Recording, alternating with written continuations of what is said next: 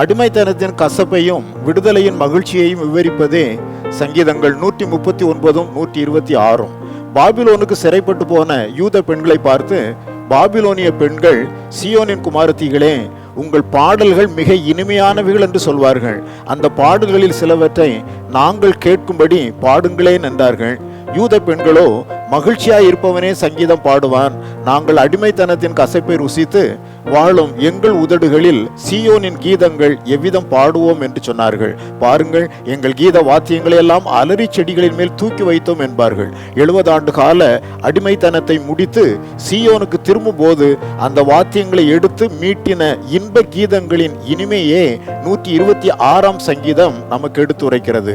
ஆம், மனிதன் பாவத்தினுள் அமிழ்ந்திருக்கும் போது அவனுடைய நிலையும் இயேசுவின் இரத்தத்தினால் மீட்கப்படும் போது உண்டாகும் மகிழ்ச்சியையுமே இந்த 2 சங்கீதங்களும் நமக்கு எடுத்துரைக்கின்றன.